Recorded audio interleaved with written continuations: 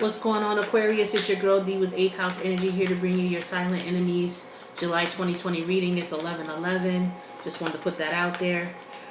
This silent enemies reading is a reading that's meant to help you to pay attention to your intuitive nudges whenever you get them, so that you're more in tune with your higher self and that you're connecting with your higher self on a regular basis. But in particular, it's in reference to people who are closest to you. A lot of times we have people who are in our vicinity and we ignore intuitive nudges about what's going on with them. And then unfortunately we may find out things a little too late because we weren't paying attention. It could be something as small as something going on with them to something as extreme as they're just not having your best interest at heart. So you do want to pay attention to intuitive nudges, investigate them, and then act accordingly. If it's a false alarm, great, but don't just blow it off as a false alarm without investigating it. Silent enemy can be a family member, it could be a friend, it could be a colleague, a coworker, a boss, it could be a landlord, a tenant, your neighbor, your kid's barber, it doesn't matter. Somebody who's in your vicinity on a regular basis, and when you're around them, your intuitive nudge kicks in and you're like, what is this about? So let's see. Who do you need to watch out for around you? We need one more card.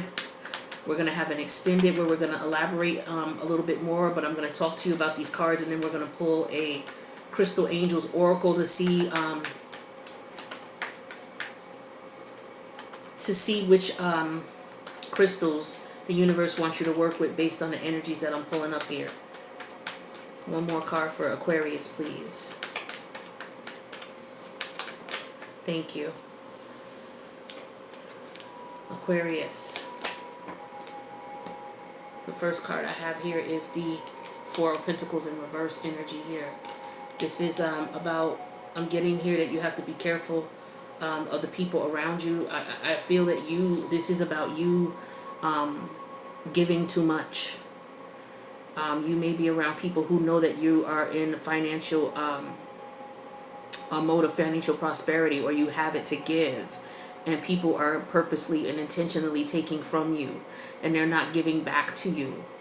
So it's very important that you watch the people around you, whether it be friends and family. Those are the ones who come at you the most, and it's difficult to deal with a lot for people. It's hard because it's family, but we have to deal with the duality in life. There are family members who are put in our life as karmic lessons to teach us things about ourselves, and they're not always painful and pretty.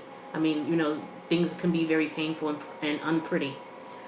So you may have family members who may be taking advantage of you or trying to take advantage of you financially. Okay, you're going to have to protect your assets. You may have family members who look at you as if you are a pushover and they're trying to get over on you. They're trying to get whatever they can get from you without giving you anything in return. I'm getting strongly here, people just taking your kindness for weakness. In the work environment, you could be experiencing this as well. I'm feeling as if you have a boss who, you have those bosses, they'll give you some of their work without even saying, hey, there's to me in this scenario, there's two types of bosses. There's a type of boss where you're like, hey, is there anything I can help you with? And your boss says, yeah, okay, I was trying to finish this up here. Can you take care of it for me? Then there's these bosses who will just put that shit on you and won't say anything and just have you doing their job.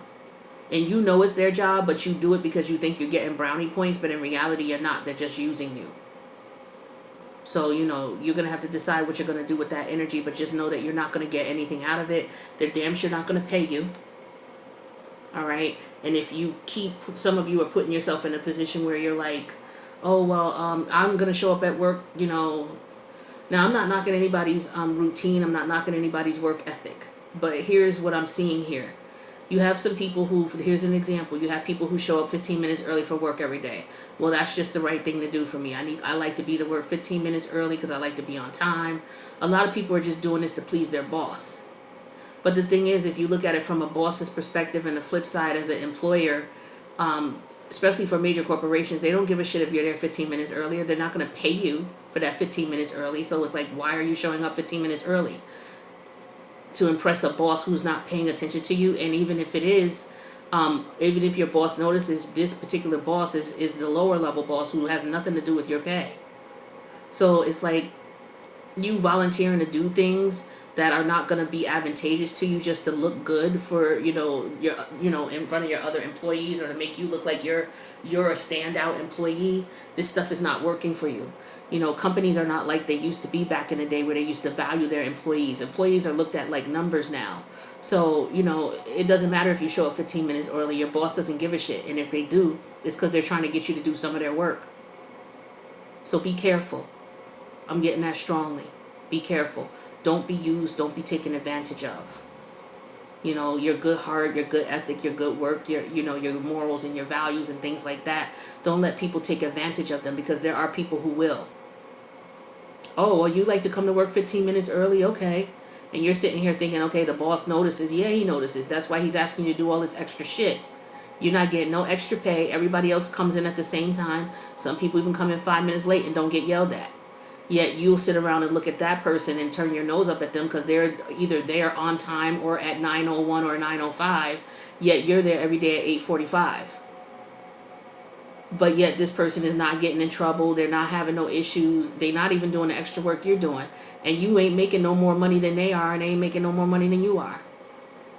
So that type of scenario is what I'm feeling is going on in the workplace. And then as far, like I said, as family members, you got to be careful. You're too giving to your family members. You're too kind. They're taking you for granted. A lot of them are taking you for granted. They look at you as a bottomless pit. They can always come to you for whatever they need, and you're going to always give it to them.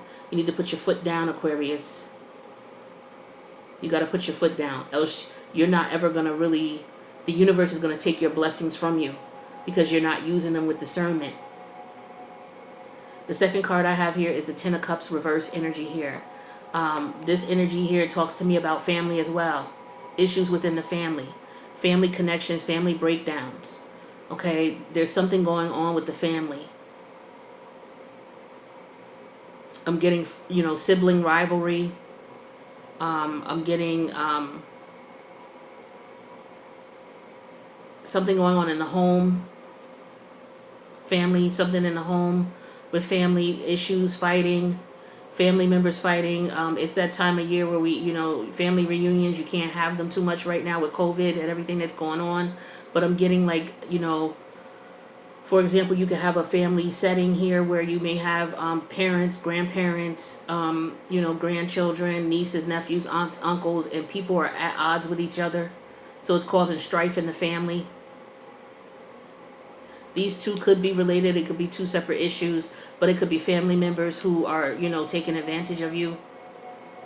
This is why you have to pay attention to your intuitive nudges. You may say, oh, that's just my child. Whatever they call me, I'm going to have something for them regardless. And you turn that intuitive nudge off. But for some of you, you have to understand, sometimes your karmic lessons are your children. Sometimes you have to learn to say, okay, wait a minute. I don't mind doing for my children, but there should be a limit to it, and you should not be feeling like you're taken advantage of. And every time you turn around, you're giving. But yet, for a lot of you, when you need something, these people ain't calling you for nothing except for when they need something. All they do is bring stress and aggravation to your life. They're stressing you. Some of you have children like this. All they do is bring stress and aggravation if they ain't asking you to borrow $1. Some of you, this is your boss as well, taking advantage of you. Now it's getting to the point where it's stressing you out because it's like, damn, you were nice enough to volunteer to do something, but now this person wants to give it to you every week to do. So now it's like it's becoming your workload, and it's not even your job description. It's not even what you're supposed to be doing, and you're not getting paid for it. And you're starting to realize that, and it's getting frustrating to you. You're feeling like you're being taken advantage of now. This is why you don't go into work environments volunteering and turning your nose up at other people who just do their job. You got those ones who, they ass kiss the boss and, want to, make themselves look better than everybody else, but it's not benefiting you. It's putting you in a situation where you're playing yourself for a lot of you. Some of you, it will benefit you, but not a lot of you. A lot of you, the bosses are just looking at you like, okay, well, I got somebody over here who will do whatever I ask them to do. And yet you're not being compensated for it. You have to look at these jobs as a business. You're going into it to get something out of it as well. You have to change your mindset when you go into these businesses and these and work for these people. They look at you as a number. So you need to shop for them like you shop for shoes. What am I going to get out of this? Is this going to benefit me?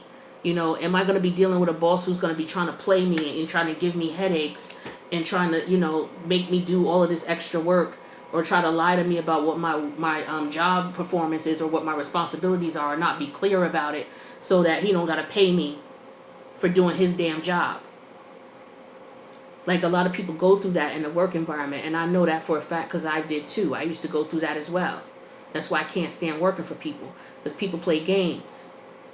A lot of people, well, that's what we got to do. We don't got no choice. We got to work for people. Yeah, but you don't have to be a complete, you know, at a point where you're selling yourself out completely.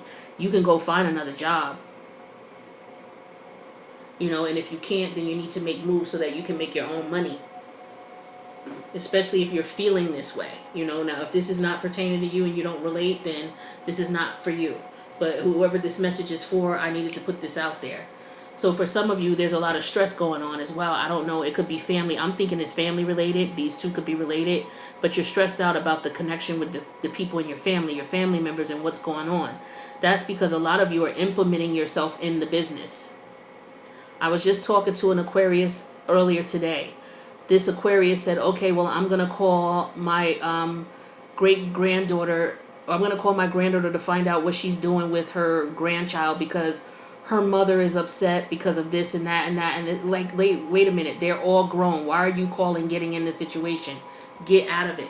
If they're all grown, let that grandchild and your daughter deal with their issues. Why do you have to be the intermediary, and they're not even asking you to be the intermediary? You're calling, and you're getting yourself into it.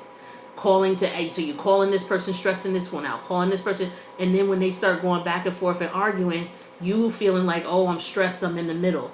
A lot of times it's because you won't step out of it, so you could be your own worst enemy in this situation here. If you have adult family members, let them work out their problems. Don't be in the middle instigating, because you're not solving a problem that way. You're just causing more aggravation and stress, because now you're looking like you're taking sides.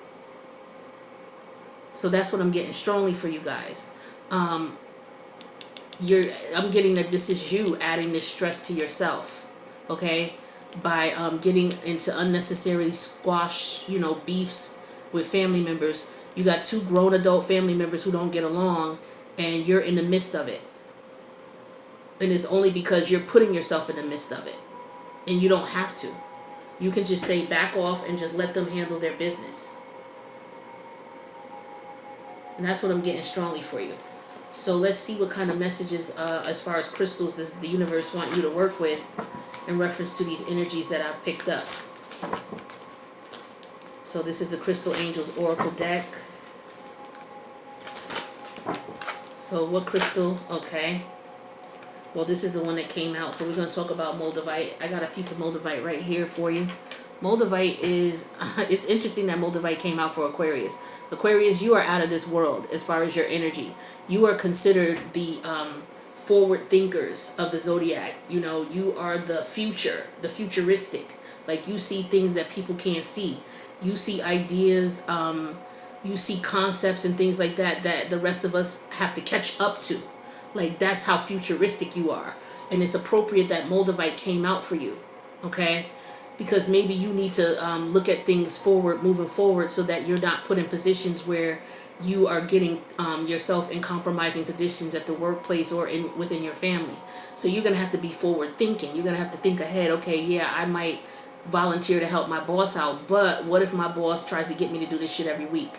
Maybe I shouldn't volunteer. Maybe I should just sit back. You know, yeah, I'm bored. I got a half hour left. Maybe I can just, you know, find something else to do.